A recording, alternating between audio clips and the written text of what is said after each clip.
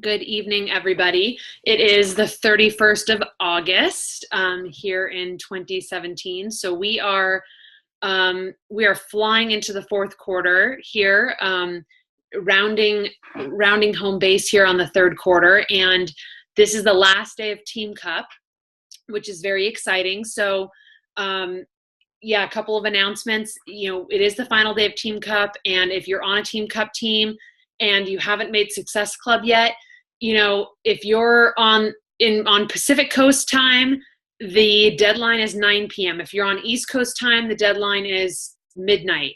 I learned that the hard way one time when I was pushing for Success Club, and it happened after 9 p.m. my time. And so it was like, I called and they said, no, it ends at 9 p.m. your time. It's midnight East Coast. And I was like, I was so upset. So just keep that in mind and continue to push till the last minute. That's what we do. We just stay consistent. Do not give up. Do not give up on your business. Lots of people push through the last few hours. And what's interesting is the closer we get to the end of the month, like today, if you're pushing for today to hit Success Club, consider how many people you're messaging and how many invites you're sending today. And I want to ask you, was that number, or is the energy you're bringing into today because of the pressure of it being the last day, is it different than it was the last 30 days? Is it more because some people think, oh my gosh, I'm going to send out 150 invites today and it's going to make up for the fact that the last 20 days I've done absolutely nothing. And that's not how it works. So my question to you is, if you're pushing this today, why aren't you doing that every single day? Why aren't you pushing that way with that energy every single day? Because that's the difference between successful and unsuccessful people, is the successful people are constantly, they don't care about the date. They don't care about the fact that it's Team Cup. They just do it every single day because it's their job.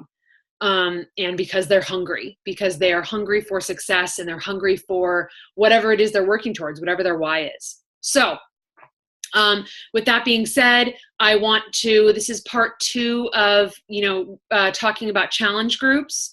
And it was something that was discussed and requested by a few people. And so, I think it's definitely important because it's a great way to, as I said last week, a lot of challengers become coaches. And once you fall in love with the products and everything, that is how we get a lot of our coaches.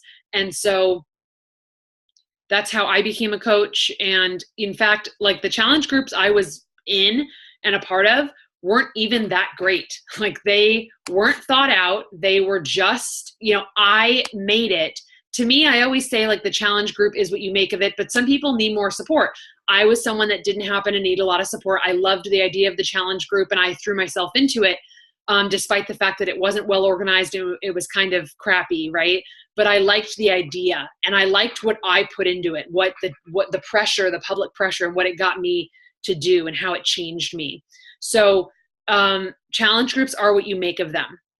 So I want to start by saying some of the top key components that I think are really important is leading with passion.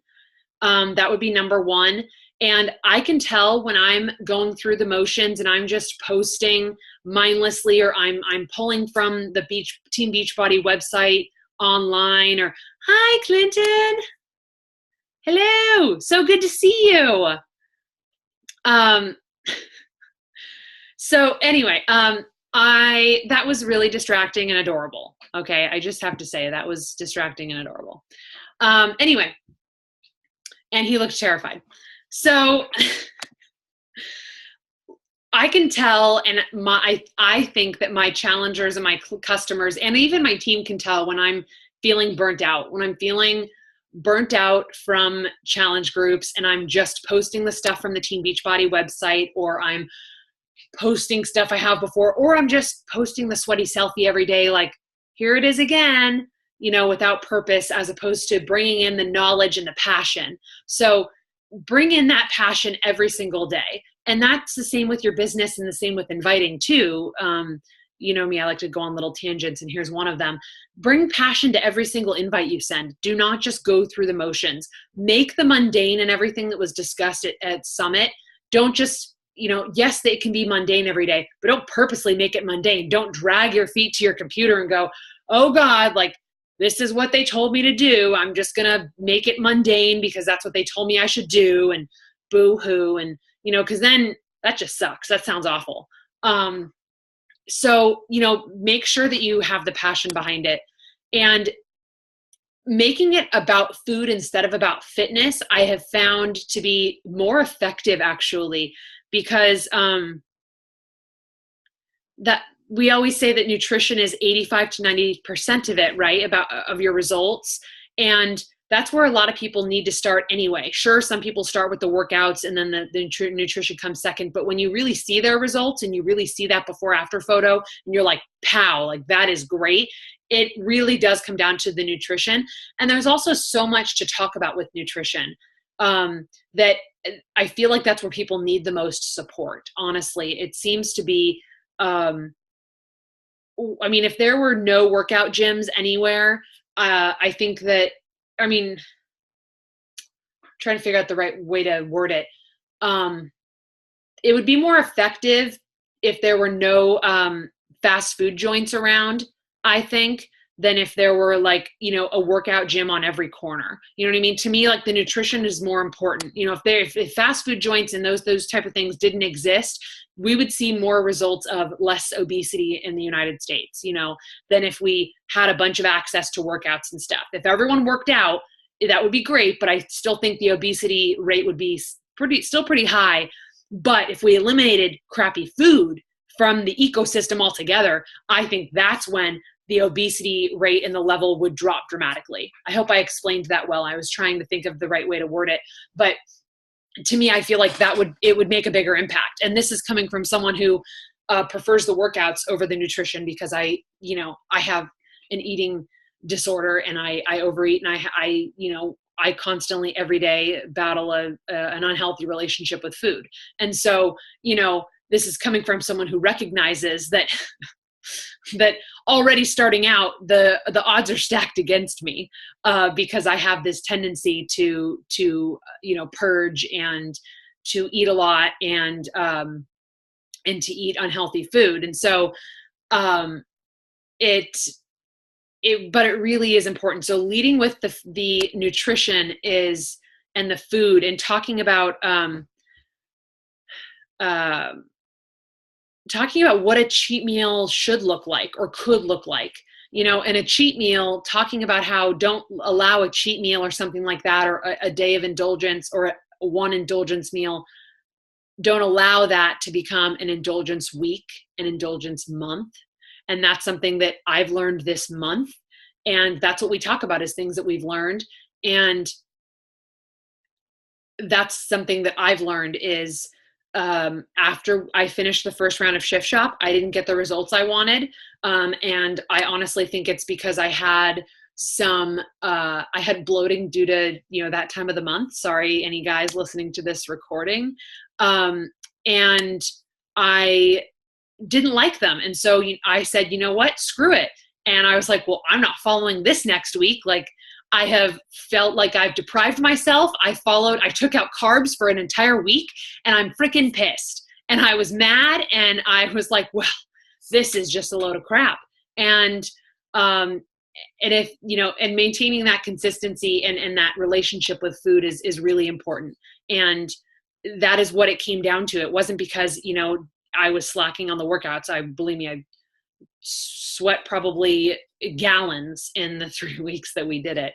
So it really comes down to nutrition. So, and talking about what a cheat meal should look like. Sorry, I got distracted. Talking about what a cheat meal should look like, an indulgence meal or whatever. Make it a meal and then you move forward, making it a family affair. What frustrates the crap out of me is when I see someone eating healthy and following a meal plan, but they have an entire separate menu for their children and their husband. It really bothers me. And so that's something to incorporate into your groups, is talking about making it a family affair and a family change. And that's something that Danielle Natoni talks a lot about. She said, when I decided to like go paleo and live an entirely healthy lifestyle, she doesn't drink, she made all these changes. She said, my kids were in shock. She said, my kids were in shock. I mean, we were a waffle in the morning with a ton of syrup family, or, whatever, cereal in the morning. And she said, my kids were very surprised and they were pissed. She said, I believe she said pissed. They were very upset. And, that's fine. And she said to them, that's fine. You can be mad at me. That's your right. I did this to you. I've gotten you addicted to these foods and this type of lifestyle. And now that I'm not okay with it, I'm changing the rules. So yeah, you can be upset with me. That doesn't mean it's going to change. It's still going to be this way. So you can go ahead and be mad, and I respect that. But this isn't going to change. And that can be hard for parents, because for some reason they have this idea like, well, just because I'm doing this, I don't want my kid to suffer. They're suffering because they're eating well and they're less likely to have, childhood obesity? Or in what way are they suffering? Because you're not satisfying their immediate taste buds? I mean, so teaching people how to make it a family, how to make, the food that you eat a family affair, talking about things this is the nurse coming out of me, talking about things on a cellular level, talking about the benefits of that, and why that stuff is important for your energy. And I could tell right away, even though the meal plan with Shift Shop stressed me out because it was a lot of food and a lot of cooking a lot, I felt like I was constantly running and constantly cooking. That would be great if I was someone who felt passionate about cooking, but it's not my favorite part. I feel like as soon as I stopped doing the meal plan, I was just as stressed when I stopped it as I did when I was doing it, mostly because I didn't have the energy to deal with my day anymore, not like I used to. And I thought that was a really interesting shift. I was like, well, I still feel just as stressed, and it's because I'm eating terribly, as opposed to just being stressed about having to like make all this food and get to bed on time. So making it a family affair, making it a family shift, and not just, the wife or the husband, because it really does affect your kids. So, this also helps with continuing customers being on Shakeology Home Direct and not quitting after the first month, giving them the tools to know why they're drinking Shakeology every single day. That's something that I'm starting tomorrow with my group. This week, I'm in prep week for my team. We do a whole week now of prep, and I talk about different aspects. We talk about the mindset shift and that we're going to work on that. We talk about the health. I mentioned the fitness, and we pick a program. But then once we pick the program, the rest of it, we focus on food and mindset. And that, I think, is where the results are going to come physically. And so,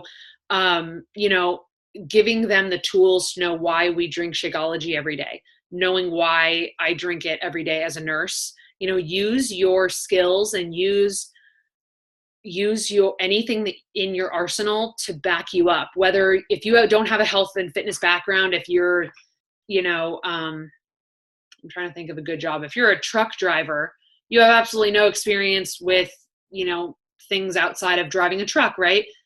But use your talents of research. Just say, I didn't have a health and fitness background, so I did a crap ton of research before I spent $130 on a bag of this stuff. I am a really good researcher. I am a thorough researcher. And so this is what I've armed myself with, and now I'm going to arm you with it. So use whatever skills you have to your advantage in showing everybody why this is important. And consider how your challengers think about food and think about the compound effect of what they eat over time. That also is something that helps keep people on Shakeology, is showing them the compound effect.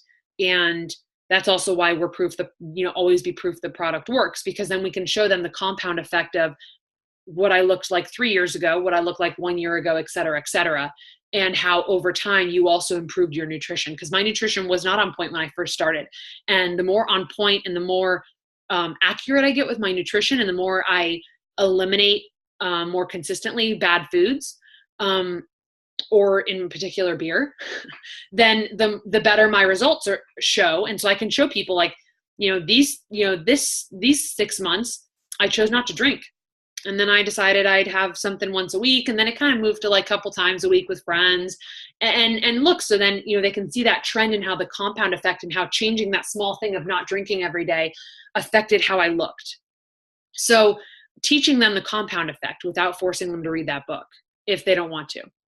I personally, I don't mail the compound effect to my customers when they buy a challenge pack. I mail them You Are a Badass, because it's more, I think it's much funner. I know funner is not a word, but it's a funner book to read because it's lighthearted. It's easier book to kind of digest if you've never read personal development before. Anyway, and then third, so first is lead with passion. Second is make it about food, not fitness. And third is have them celebrate victories along the way. And there are different ways that you can do that. And things like people posting sweaty selfies, and that can be really hard for some people. For me, that was never a problem. For Valency, that was a huge problem. So every selfie she posts is a victory, and I don't need to text her every single time she sends me a freaking picture of herself. But she knows, and I know, and we know that this is a huge victory for her. And I was doing that a lot more when she was first starting, but she knows that I'm sending her a little victory high five every day when I see her picture up. But that's a huge victory for some people. Some people just taking the before pictures, having the balls to take a before picture, because that's embarrassing. And to look at yourself, especially if you've reached a personal rock bottom, even if you don't share it with anyone. And I always tell everybody, you don't have to share it. I'm going to choose to share mine. Someone else might share theirs. If just taking the picture is enough or even too much for you, then just keep it to yourself and you put them in a file, whatever. Or you can text them to me and then delete them on your phone if you don't ever want to see them. So something like that. So celebrate all the small victories. Even, we could go on for hours about every single small victory that you could ever think of. I really like, in this challenge group, I'm implementing a photo a day challenge. And so each day there's a new picture, and you get there, it's something different every single day. Some people prefer the system of like every Friday, like a Flex Friday, or what are some of the other common ones, that, like Selfie Sunday, or like Sweaty Sunday or Sweaty Saturday or something like that, or what else have I heard? Grateful Tuesday. If you want to do that and every week have the same theme, if that has worked for you, this is a constant trial and error thing. Challenge groups are always evolving. The way that Melanie Mitro and, Lindsay Stay and Lindsay Matway, the way they run their challenge groups now are not the same way they ran them 6 years ago. They're just not. And they've had to evolve and they've had to change. And that's also part of being a coach, is having to change and evolve with the times. So find things constantly for what works for you. What I'm doing is giving you the tools to help expand what you've been doing, so a photo a day challenge is fun. I have also, in my research preparing, I found, and I would teach how to do it, but I'm not quite sure how to do it yet, but I will figure it out and show it to you guys. There's a way that you can do a bingo, that you can do like a challenge group bingo for posting. And so I really liked that idea. And once I figure out how to do it, because I didn't quite understand the explanation in my research. And so once I figure out how to do it and I implement it, and if it seems to be something that works well, I would love for all of you guys to try to do something like that, because I had never heard of anything like that before. So to me, that was really creative. And if you find that you're someone that's not creative, then sounds like you might need a creative success partner. Sounds like you need to find someone to help balance you out, whether someone's, I'm really not, like I said, I'm just not creative with team names or challenge group names or any of that kind of stuff. That's just not where I shine. Whereas that's where other people shine, really well. But I'm also really organized, and I'm good at, creating content and making meal plans for my team. which also leads me to the next point is, what sort of value do you guys provide for your team, for your challengers, for someone new? Do they know how to make a meal plan? Do you do a Zoom call at the beginning of the week? This Sunday, I'll be doing a Zoom call for everyone in my new challenge group, and they can ask me questions and I can show them exactly. I literally will sit on the Zoom call if they want me to and show them exactly how I make my meal plan. I also provide them with meal plans. Tonight is the night that I'm going to be posting a bunch of links to my Google Docs, which has a bunch of meal plans for them, of different samples of different calorie brackets and what they look like. And the idea is in the first 2 weeks, by week 2 to week 3, I want them to create their own meal plan so that they're not constantly relying on me. That's something I found, was that my challengers were very much reliant on me with recipes, and I want them to fly the coop at some point and be more self-sufficient and more independent, and to teach them how to do this. A teacher doesn't want the same student in their class for 8 years teaching them the same crap.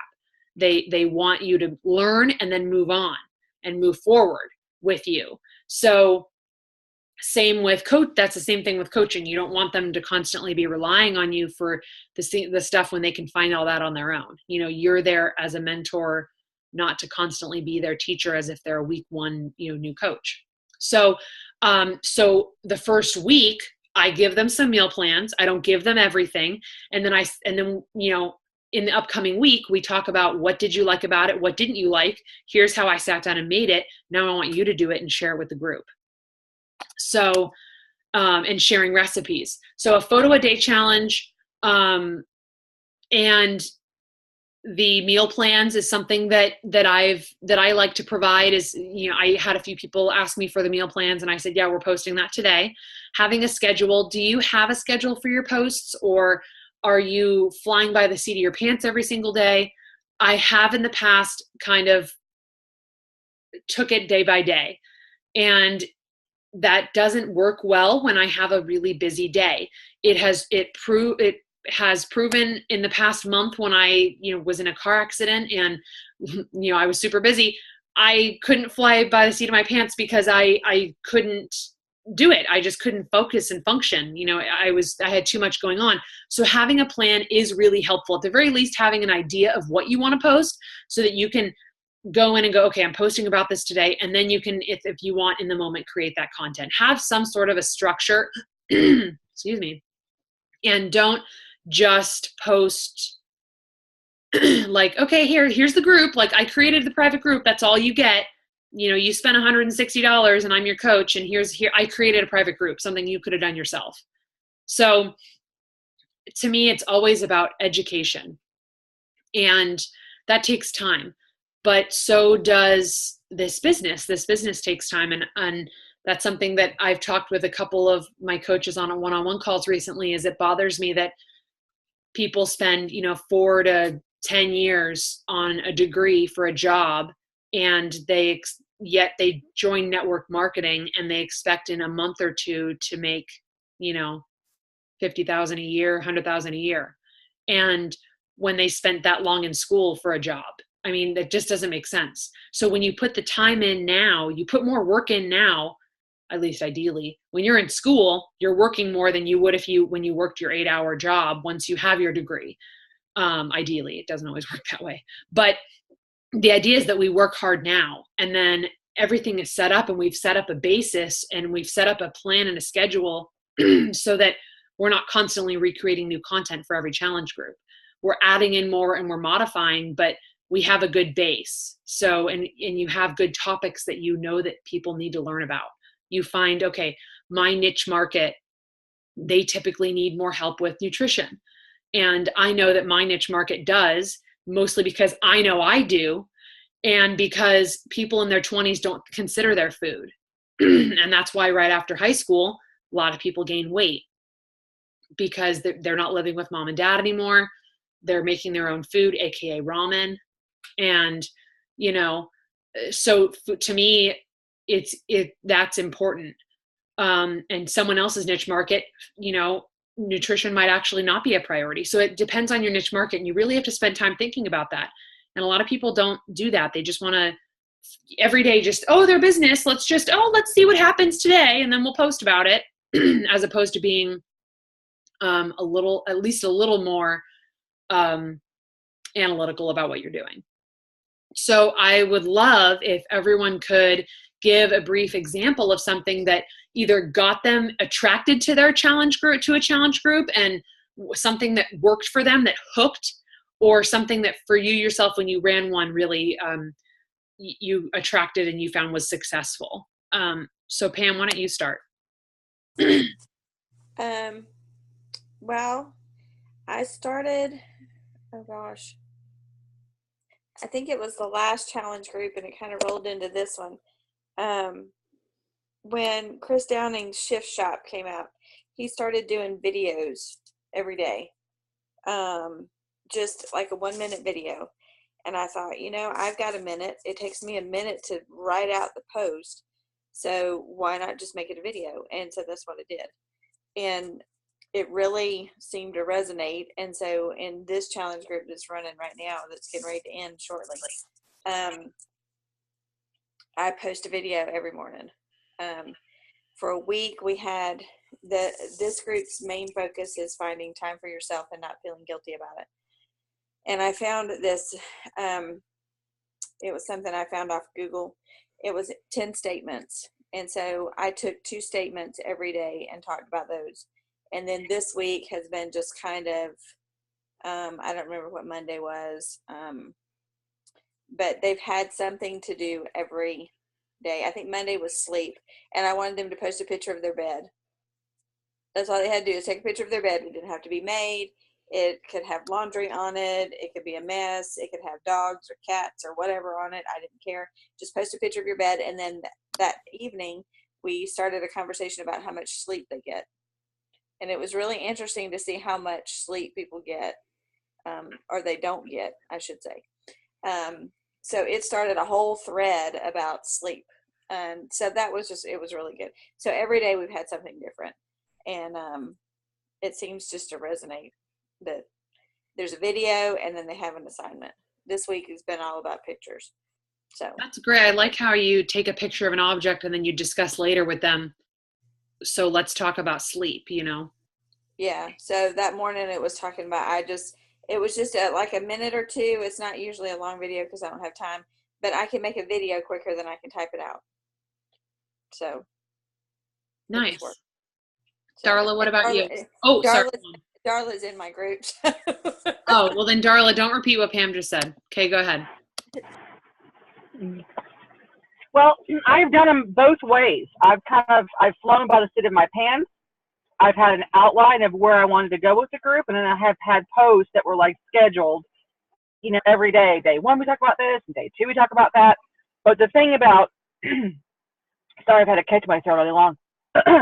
The thing about having a scheduled post every day, day 1 we talk about this, day 2 we talk about this, and this is my opinion. Anybody else's thing is that, hang on, no, I'm not. Okay, saying I'm muted. I'm like, I'm just talking. No, that if you have people that follow you from this group to the next group, day 1, they're already going to know what day 1 is because they did one before in your day 1. So you have to be really careful. So, you can switch it up. I mean, I've even saved posts from, 2 years ago, and I'll take different things, so 3 years ago, take different things out of there. But what I've done lately is I've had private conversations one-on-one with each one of the challengers. So there's kind of something fun in the group or informative, or I post recipes, or I just kind of ask some questions. But then I dive a little bit deeper with each challenger because each one of the girls, and sometimes the guys, have told me, I am struggling with this. I can't tell anybody. I don't even know if I'm brave enough to go in the group. I don't even know if I can do this. I don't know how to even do that. So some of my posts kind of deal with that. Here lately, the past 2 groups, and one was a little more informal. It was more behind the scenes, but there is a tremendous, I think, as not, more so when you exit your 30s and go into your 40s and beyond, there's more of this, what's going on with my body, something's changing, I can't lose weight, I had one girl that said, I worked out every single day. I followed the meal plan. And she wasn't in a challenge group because of traveling with work. But we talked via text message or messenger every day. And she said, even with traveling, she said, I would make great choices. And she said, and I gained 3 pounds and I can't tell I lost anything. So a lot of it is, I always say the muscle between the ears. Because if you can't get out of bed early in the morning, if you hit snooze 500 times, if you believe that you can't, you can't. You're not going to do it. And especially with me, I get some mornings and I'm like, I just can't. Well, if I say I just can't, then how can I tell my challengers, well, you must, when it wasn't even important enough for me, and sleeping was more important, or hitting snooze was more important, or I can blame work. Oh God, the phone call started at 7 this morning. Well, haha, that was my workout. No, it doesn't excuse me. It does not excuse me from doing the things I need to do. So I think you need to take a temperature of the people that are in the group, and just kind of see where everybody's going. If everybody's struggling with, I guess, self-reflection, if they're all saying, I don't think I can do this, and they buy the challenge pack or they buy the program and they're still on the fence of Shakeology, but you show them every day, well, this is what eating healthy looks like. This is what my shakes look like. And, you post appetizing pictures and you tell them, that gains curiosity. So again, like we talked about at Summit, if you're dropping little hints to the naysayers, even for the women who say, I can't do it, that curiosity and that attraction goes a long way. Yeah, thank you. Valency, what about you? I got to agree. My experience with scheduled posts, at least from the few times I've gone off and done my own challenge groups, I've gotten a lot of feedback that my challengers get overwhelmed with just, whoa, wait, I was just catching up with the last 2 posts. Why are you doing another one? It's they can get overwhelmed really quickly, especially if you're, I get a little ADD, so I bounce around on topics sometimes. I'm working on that. I'm honestly working on bringing more of my creative writer brain into it, because there is an absolute definite story arc to everything in life. Humans love stories, and our 30-day group is a story in of itself, and and there's a lot of mini stories within it. So that's I like to be adaptive to what my characters are doing in the group, but I do like to have an outline. As a challenger, because I'm always a challenger as well as a coach, I love the videos. I love seeing my coach's face. I love seeing Miss Catherine. I love that warmth that she brings into it. When I see her face, even if it's not every day, if it's like several times a week, I still feel like she's there with me. And that means a lot. That brings a lot of humanity into it, so that it's not just some dry challenge group or rather Facebook group that anyone can create with a bunch of random, memes of yay, be encouraged, motivation. That's not the same. And that's kind of where I started with, my challenge groups. I was all about the memes because I was too afraid to be on camera. So I'm starting to come out of my shell with that. And that's honestly part of what I did. This 30-day free group was for anxiety and depression. I'm wrapping up tomorrow. Honestly, I did it more as a learning experience for myself than anything else. Because I have anxiety about being on camera. So that was helping me kind of come out of my shell a little bit. I didn't go on camera as much as I had originally planned, and that's something I'm still working on. But I am getting more and more comfortable with the idea, setting up a little studio where I didn't have to be subconscious about, oh my God, my house is dirty. That really helped me. I didn't realize how much of it was more me being ashamed of my lack of housekeeping skills than it was me actually being on camera at this point. Things have kind of shifted a lot since New Orleans. So I'm not feeling like I'm going to be lit on fire if I'm on camera, but I do kind of want I want to know that there's not too much distraction in the background. I know it's weird, but it helps. You mean like And my book? You mean like my bookshelf and like my bras that hang on my door handle? well, you're blocking whatever the bras are, and it looks That's relatively, strategic. organized. Yeah, it looks relatively organized. But for me, I don't even want to know that they're there and block them, because then I have to have part of my brain worrying about blocking them and not thinking about being present. But at the same time, as I say, it's good to adapt. I really do like what Catherine said about going with a plan. Oops. Darla. It's nice to have, some people like a plan of just an idea. Like here's my quote that I want to go off of, the idea that's within the quote, and then I'm going to create something that day. That's right. So it depends on what everybody likes. Kind of daily epiphanies. I like to be in real time with my challengers, because then they know that it is more me being in the trenches with them. It feels more real than if I have everything pre-planned and canned, because that's kind of how it ends up feeling. And that way they know that I'm adapting to them. I can, when I do my next challenge group, I'm going to be doing, much more live videos. I like Pam's idea of doing like little I don't think Pam got it from somebody else, but I love the idea of doing little 1-minute snippets, because I do have a hard time with writing out my posts, and a little 1 minute is challenging to my little ADHD brain.